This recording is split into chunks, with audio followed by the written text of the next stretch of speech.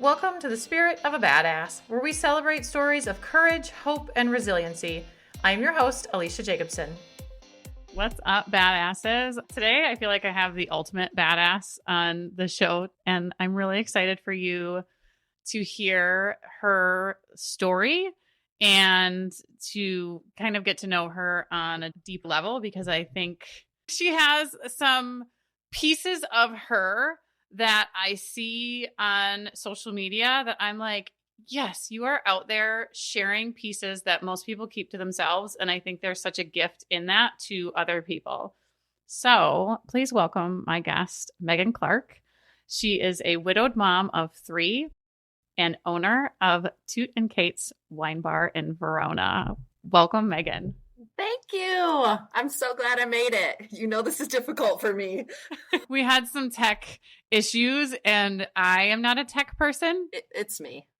Well, I think I have some ownership in this, but I'm also not a tech person. So I'm like texting my producer, like, I don't know what the fuck is going on here. An effort. Now I'm super comfortable.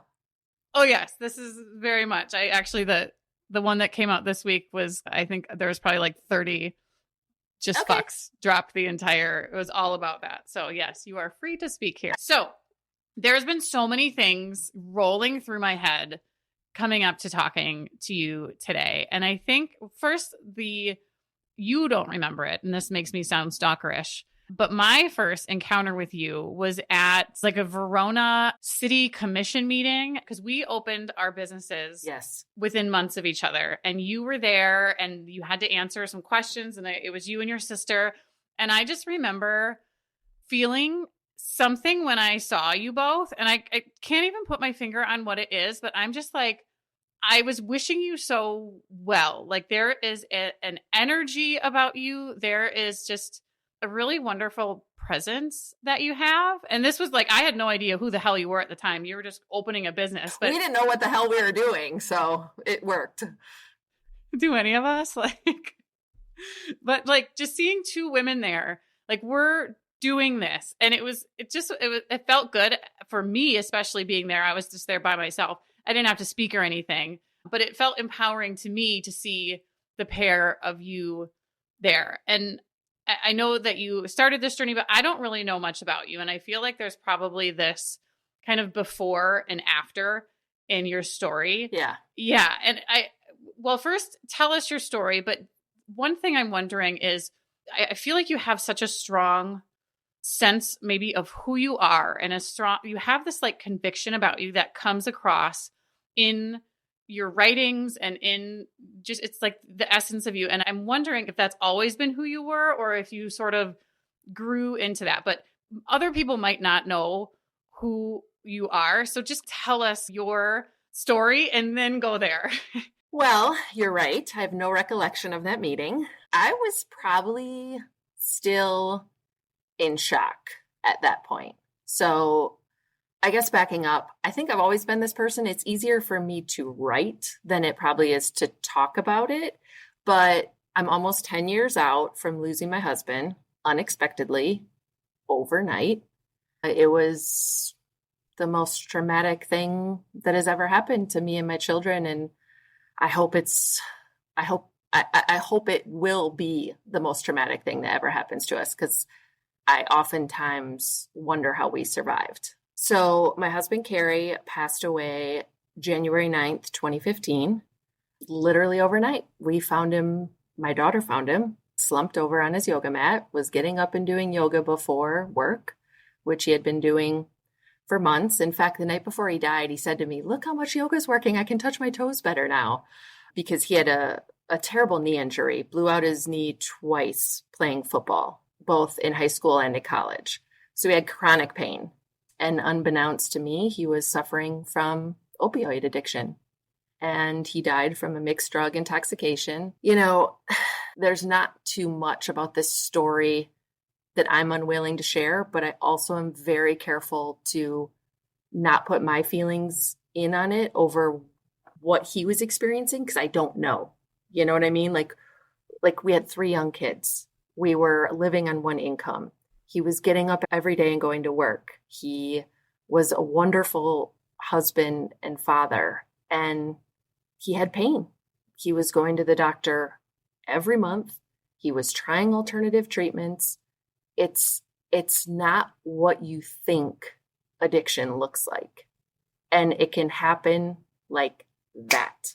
Like literally. I think he had probably been struggling looking back, and after I got his medical records, it kind of confirms for years, decades. And what happened that day was my daughter found him, which is something that will haunt me till the day I die. And I went down. In fact, this is a true story. Before she went down and found him, she came up. She said, "Mom, I can't wake up Daddy." I said, "I'm sure he's just tired. Don't worry about it. He probably got up and shoveled because we had a snowstorm." She went back down, which kills me. Came back up and said, "Mom, I can't wake him up. And there's a little puke in front of him." And I'm not kidding, Alecia. I felt a rush of white go over my body from my head to my toe. I knew he was dead. I ran downstairs, saw him, started screaming, tried to resuscitate him, call 911. By this point, my boys are awake, so all three of them are watching this. It was the worst thing in the world. You can't put it into words. And putting your hands on someone you love, knowing that they're gone, but still so panicked, and feeling his empty chest, it felt hollow. It was like my life was over. And once we called, obviously 911 was on the way. He was a cop. His uniform was hanging up because he was getting ready to go to work. They come in, they get me out of the way. Everyone's freaking out. I go upstairs. I wash my face. They were waiting to take us to the ER. And I literally said this. I looked in the mirror and I was like, "Your life's over. That's it. Your life's over." And of course it wasn't, but it was such a shift in who I was and what I now was living that I can't even put it into words what it does to a person. And obviously the story unfolds from there. You know, they pronounced him dead at the hospital. We were disastrous for weeks and months and years. And it all led me to where I am now, of course. But getting back to your original question, when you said, "Have you always been this way?" I saw something online recently that Katie Ripp shared, which I know you know Katie. She shared this reel and it said, "You'll never meet someone who's gone through something traumatic and tragic that's looking for deeper meaning in their life." And that's true. My life was laid out for me when he died. He had set the foundation. He was a wonderful man. He was a wonderful father. And now it was my turn. I had to take care of our kids first and foremost. That was it. And so much of his death and everything that surrounded it, it presented a clear path for me in terms of everything else was noise, was fluff. All I had to do was take care of these kids. All we had to do was survive. And in the beginning, you don't know how you're going to survive. It was so clear and singular for me. Just had to keep going. That's it. That's a heavy start. Sorry. Big, heavy start. I mean, but that is it. It's like That's how almost it like started. a rebirth of you also. That's interesting. It sounds almost like those images of like a street light and you just see where the light is at. That's what, when you say that, it's it's like beams out from you. And that's kind of how the shop started too. But it does, your whole world is stripped of everything you knew. Like when I say emptiness and soul crushing, I mean, my friends from that time will say it was like I wasn't there. I was almost a zombie, and I knew what I had to do, which was take care of our kids, but nothing else matters. And so you do get that full steam ahead in terms of just survival, and then you build on that. But it has to start from literally ground zero. Yeah. It almost sounds like what an adrenaline would do, where there's no other options and choices, that you just have to head down, go forward. I mean, because as a mom, you literally have no other choice. Like you have to do these things because you have these little beings counting on you. How old were your kids then? Yeah, they were 9, 7, and 4 Just babies. babies. And now, I mean, it's been fun. Yeah, they're the best. They're the most resilient, strong, independent, just best things that ever happened to me, and the timing of this podcast is interesting because you're getting me a little bit more emotional than I typically am. On Sunday, my son Jack, who's 16, was cleaning out the basement to create a little workout area. And he's like, I found Dad's old phone. And we all just were like, oh my gosh, like, what are we going to do? Now, I knew it wasn't his phone when he died. He had cleared it and given it to Jack because him and Mal were into making little Shopkins videos or Beanie Boos or, they were kids. They would do stuff in the playroom. It was adorable. So we turned it on and we saw all these videos and I heard his voice and I heard my voice and mainly I heard their little voices, which broke me down. But there was 2 pictures that I didn't know Jack took. And it was the day he died and it was in the back of the car. And especially my son, Sam, who was 4 at that time, he was looking like, I guess he knew Jack was taking the picture, but he kind of side-eyed him and you could see the wintry background in the back and his lips were pursed and he was just, looks like he was trying to hold it together. And the fear and sadness and shock that I can see on both their faces, but especially Sam, I took one look at it and I just started bawling. And Jack, who doesn't let his emotions out very much, just sat on the couch and just bawled with me because you don't realize how little they were and how hard it was until you get away from it. And then you see these images that you didn't know existed. And it's just like, how did this happen to us? How is this our life? So almost being 10 years out and having those moments it speaks to what grief is. And also on that reel that I was mentioning earlier about deeper meaning, there was a remark about the greatest mind cannot speak to a bleeding heart. And there is nothing I've ever heard that is more true. It doesn't matter what people said to me then. It doesn't matter what people say to me now. There are no words. It's deeper than that. And those pictures showed that and our reactions to it. It's going to be like that forever, I think. Sorry. Please don't apologize. How that is something. And I have something in the works on grief and on people who have experienced tremendous grief, because you have these people around you and we're not taught as humans how to talk about grief. We're not taught how to handle grief. It's like this thing where it makes us so uncomfortable. We kind of just want to either like try to fix it to make us feel better or run from it.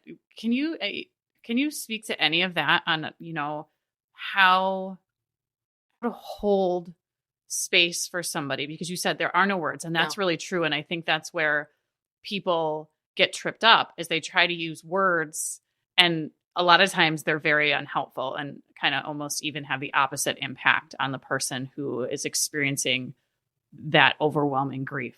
Yeah, I have friends, obviously, because you make friends in this community that have lost spouses, whether that be a long drawn out battle with cancer or a car accident. Mine was very sudden, but death is death and everyone grieves. I think for me, because so much shock was involved, that having people just be with me with zero expectations for me to talk or give anything back was huge. And I was blessed with friends and family that obviously did that. But what I'll say is it doesn't mean that your words don't help, but they can't fix. There is no fixing. And so you just have to follow the grieving person's lead, let them know you love them and you're there for them, and let them know that you realize the only way to get beyond this is to go through it. And that is the biggest thing with grief. I never took anything not that there's anything wrong with that, but given the nature of Carrie's death, I never took anything to numb the pain. I felt every bit of it And I still do. And I think that's the biggest thing.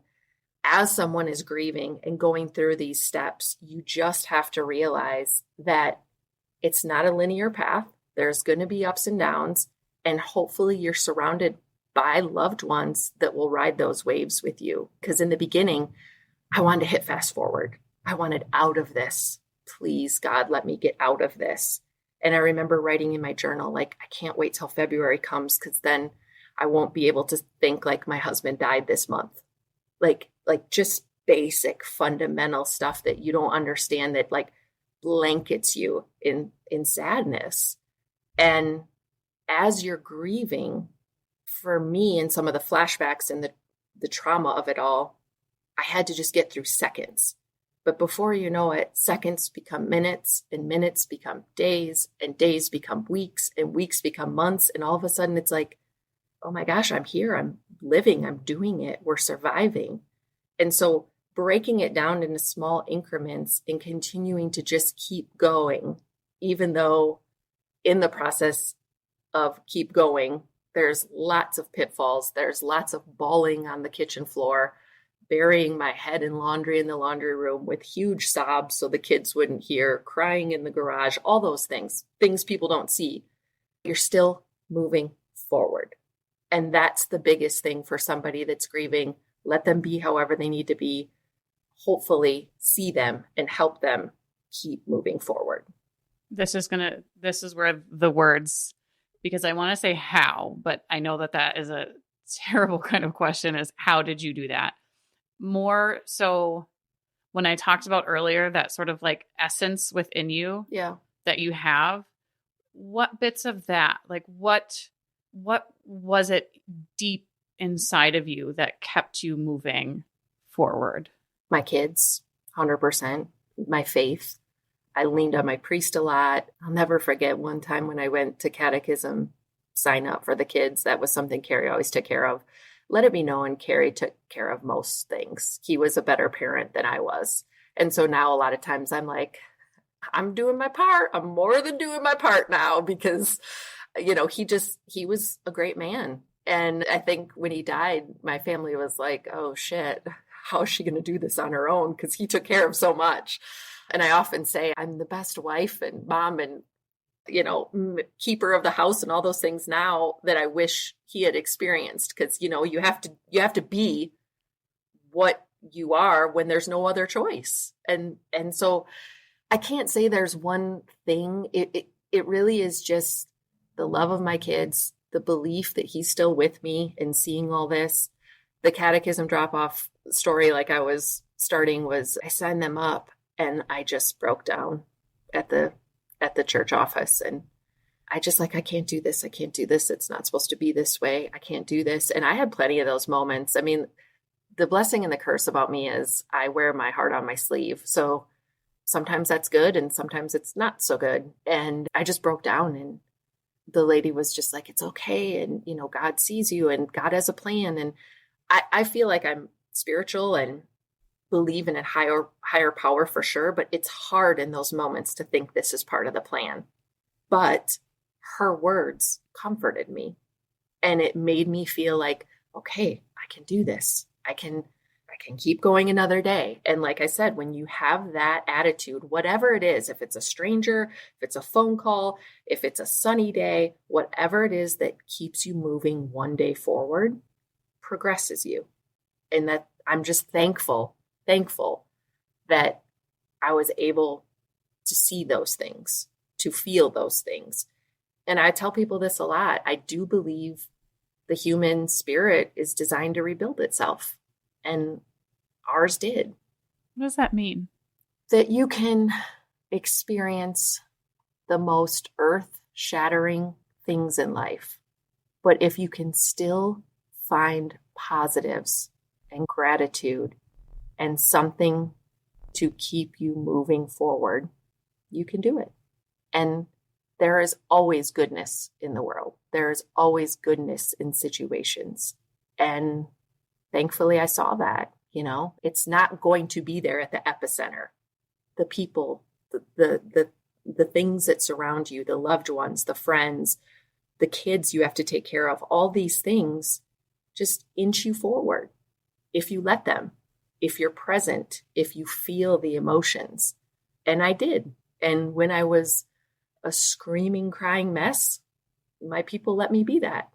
And to this day, one of my greatest accomplishments in life will be every single day since he died, I got up and I took care of my kids. Every day, I opened the blinds and I appreciated a new day. And I'm proud of that.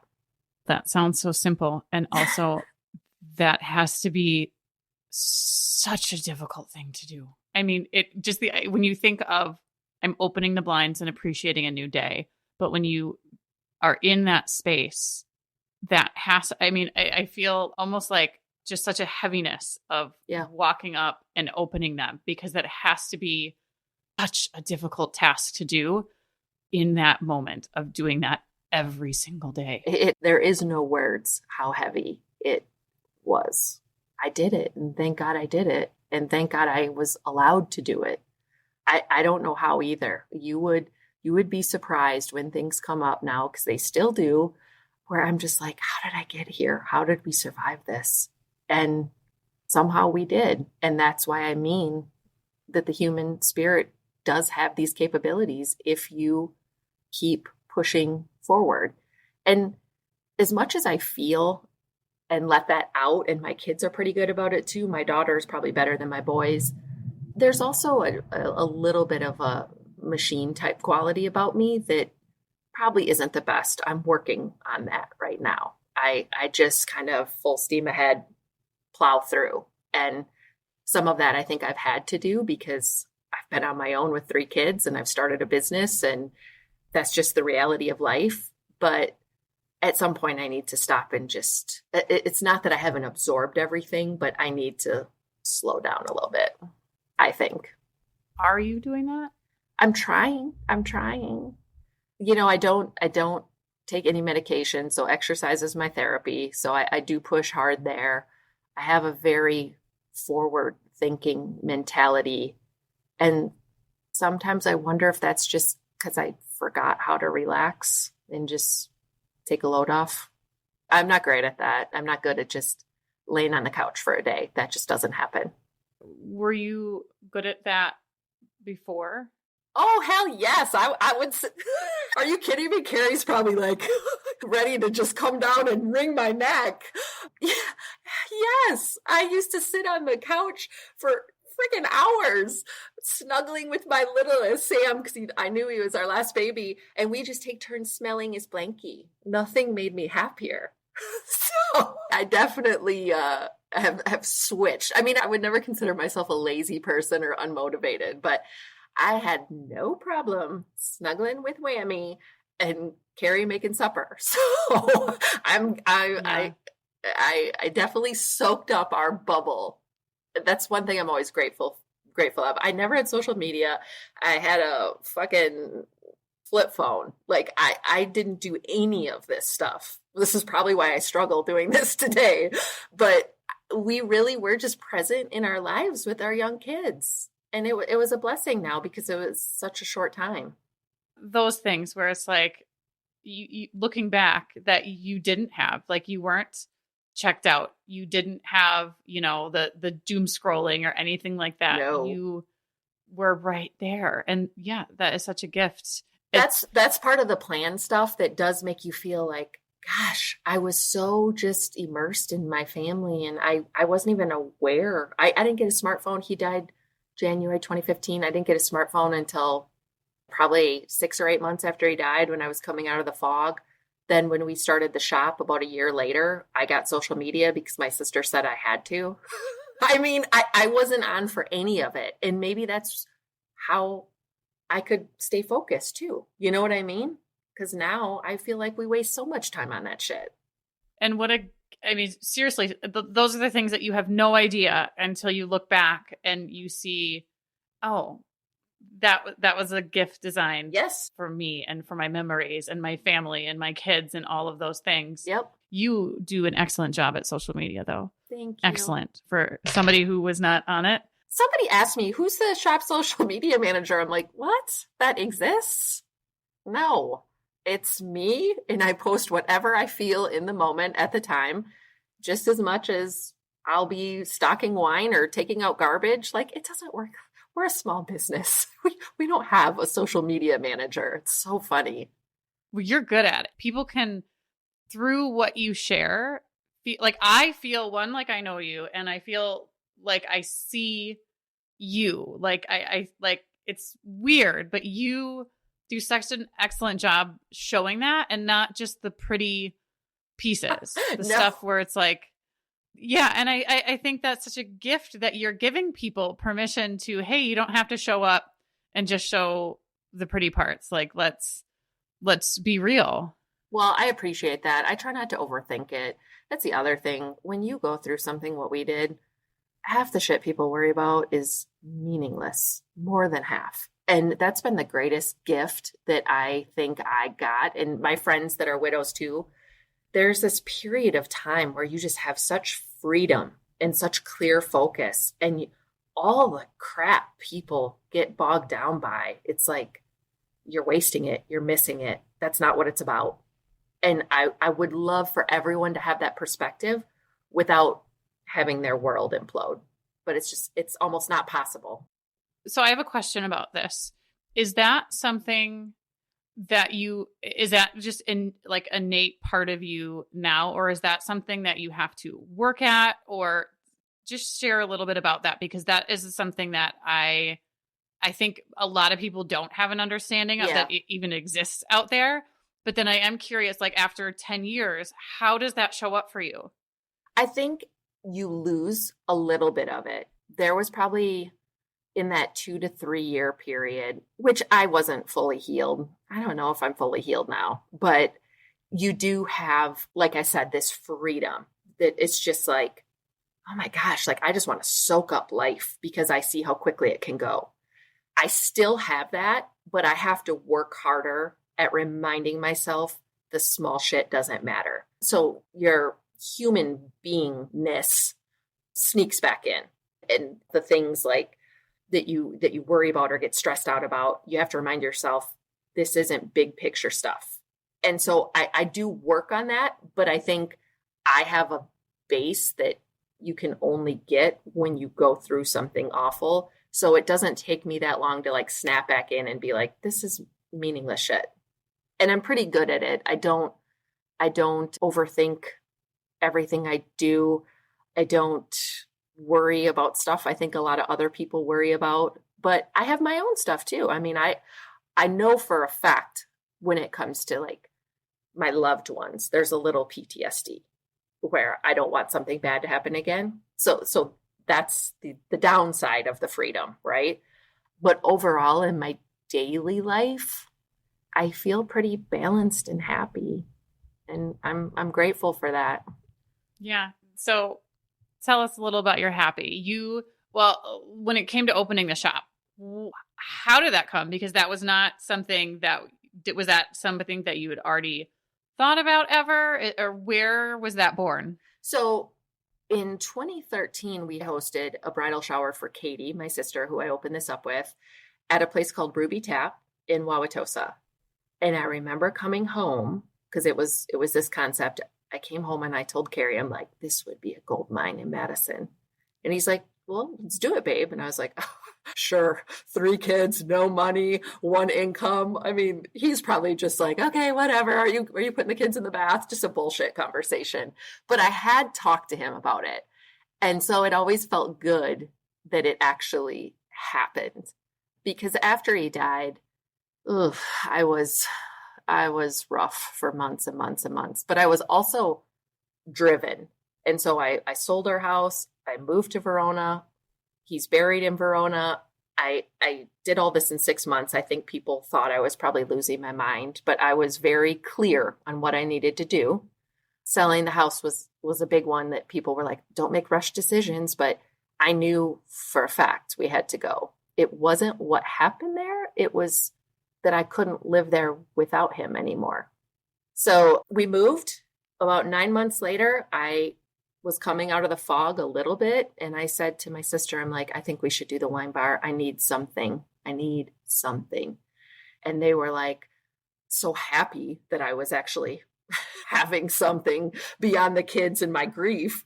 I'm like, okay, too, whatever you want to do. And especially my brother-in-law, he's just a wild one, and he's up for anything all the time. And so we're like, oh shit, like I'm a widow with 3 kids living off Social Security. I do not have a job at the moment. I actually had an interview before Carrie died for going back to work, and I'll never forget someone answering the phone when they called to schedule it, and they're like, there's been a family tragedy. She won't be there.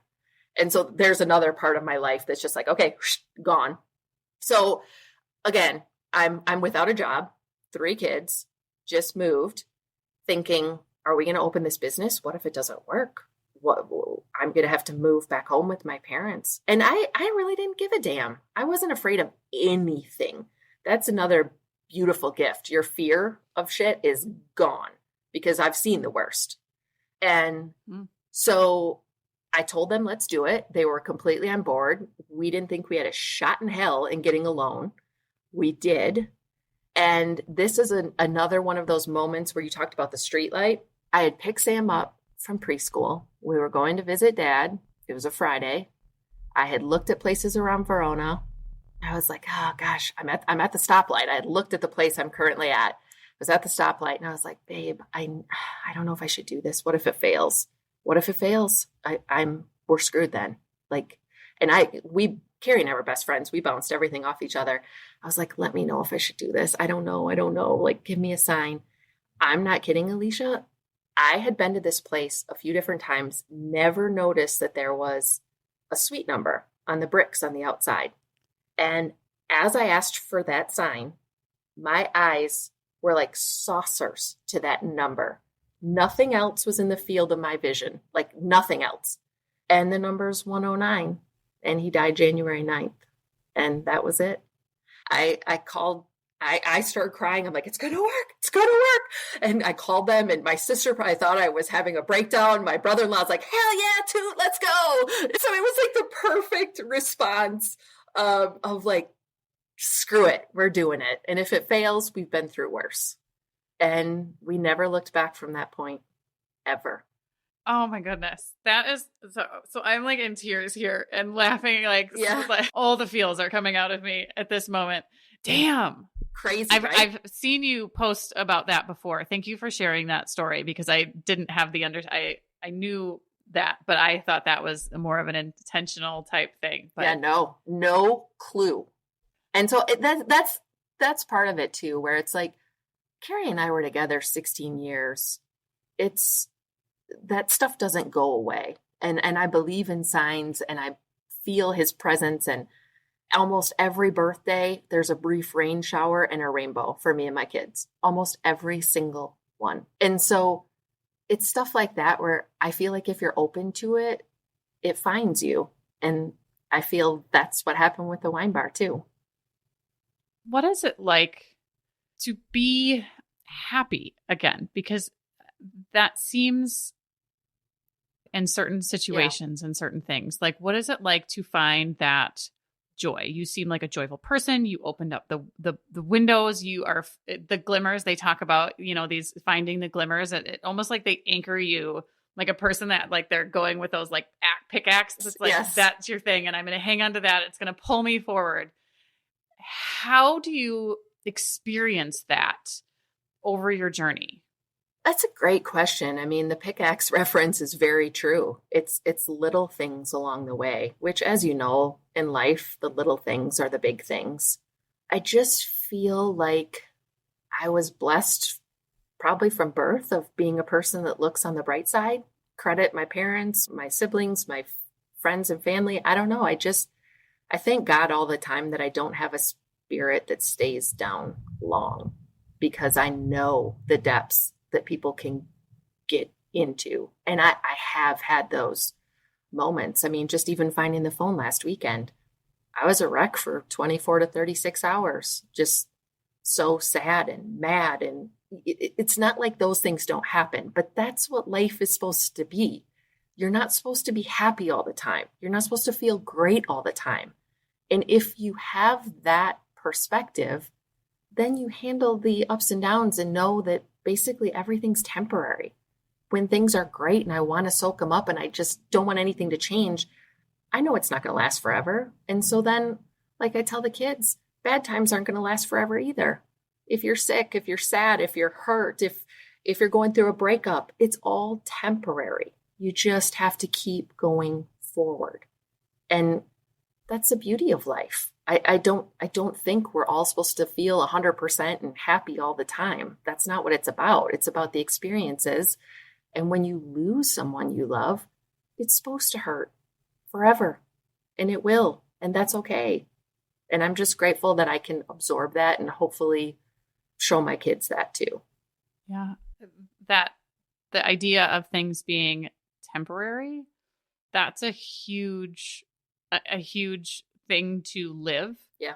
Because I just remember when you have your kids for the first time, and probably just the first kid, because probably by the second you've realized it, but you know, they have where they're sleeping really well. Yeah. And you're like, yes, I've nailed it.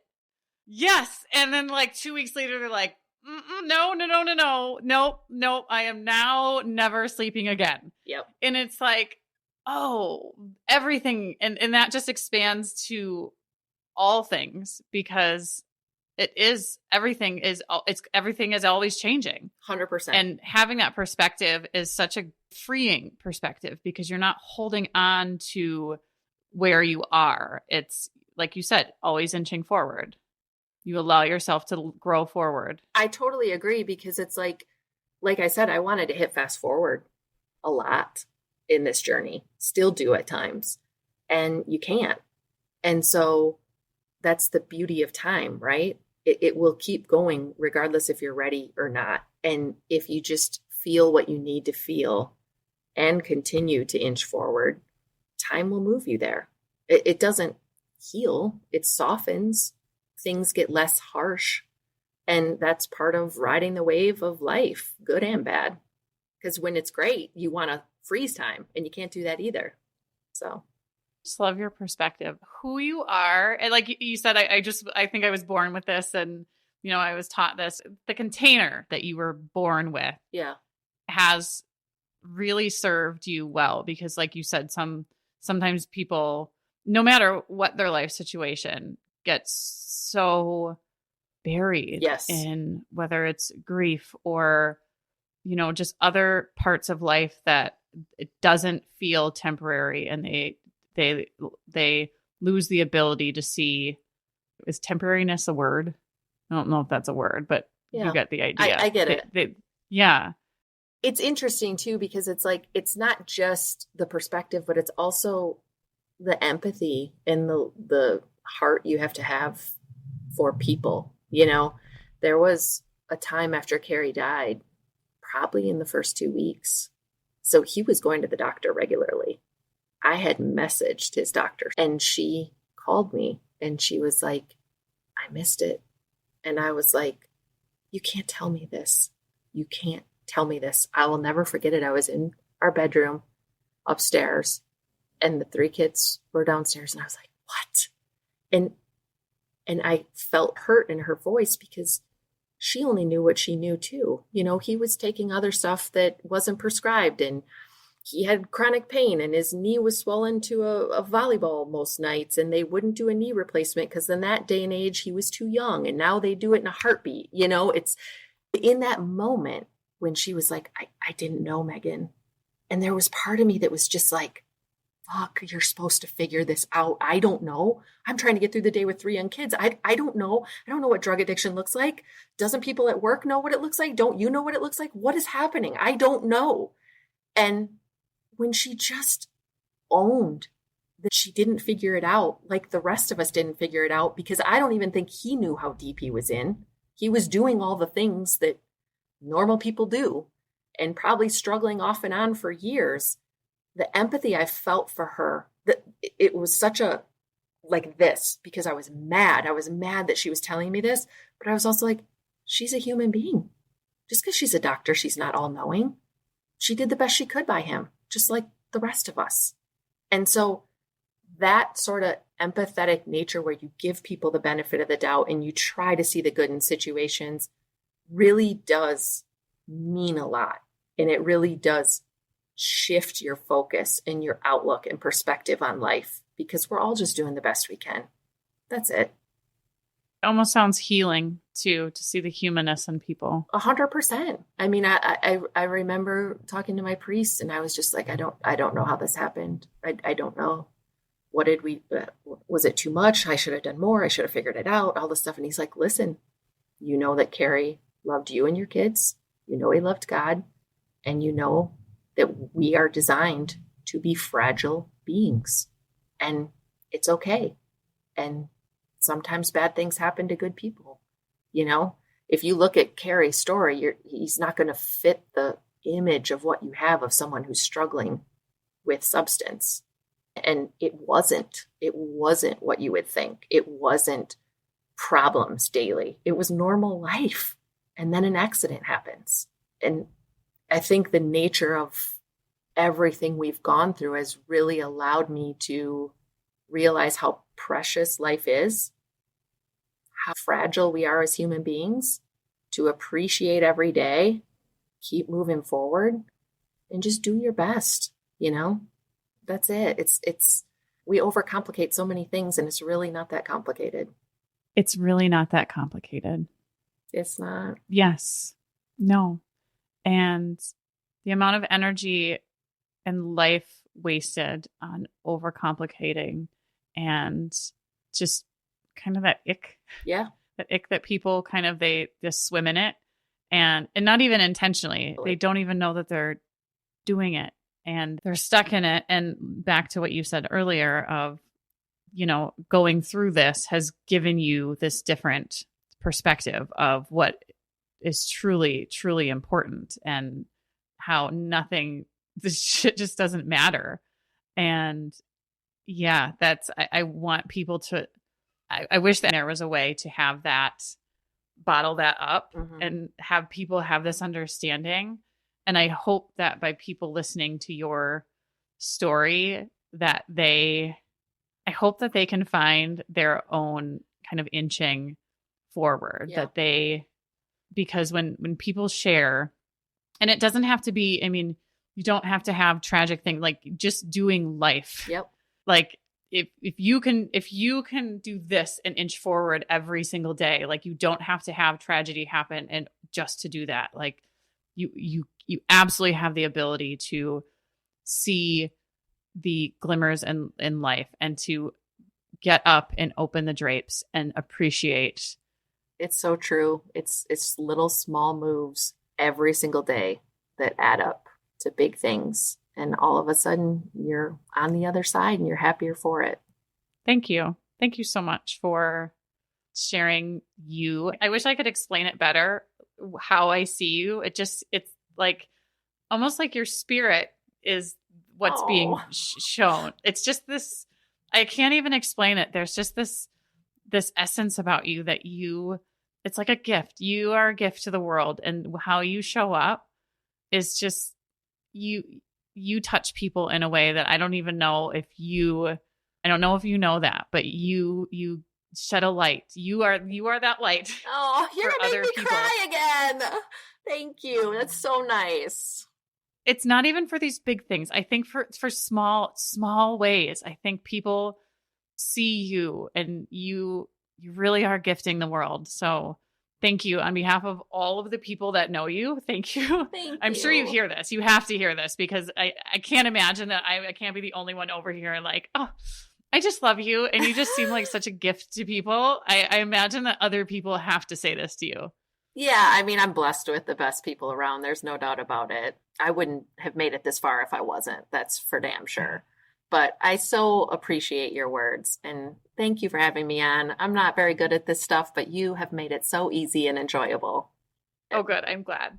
All right, Megan, thank you so much. Okay, we'll talk to you later. Stop in for a drink. It's on me. All right, my badass listeners, I am so excited because the doors to the Women's Coaching Circle are almost open. Enrollment starts September 1st. And this is for those of you who feel isolated, who feel overwhelmed, who feel a disconnect between the life that you want to live and the life that you're currently living now. There's a lot of frustration in your life and you don't know where to start, you don't know how to start, and you probably keep this to yourself because it's so overwhelming and you don't really know who to talk to about it or even what to do about it. If this sounds like you, and if this is something that you are ready to stop doing, if you are ready to start stepping into the life that you truly want to be living, the Women's Coaching Circle is for you. This is my signature program. It is a very small, intimate group of women, and we get shit done. We support each other. We are there for each other. And it sounds scary because showing up exactly who you are sounds scary until you're in there. And then it sounds so wonderful and so freeing. And it is something that you will look forward to each and every session because you will leave feeling lighter and happier and like you have a plan to get the shit that you want to get done actually done. And don't just take it from me. Here's what one woman said inside the circle. She said, I have more joy and pleasure in my life. I have a sense of who I am again. I'm finding life satisfaction in a way that aligns with who I am instead of what society has said that I should be. There has been such a beautiful feeling of freedom in life since joining the Women's Coaching Circle. And that is exactly what you get. You get freedom. You get to live an aligned life.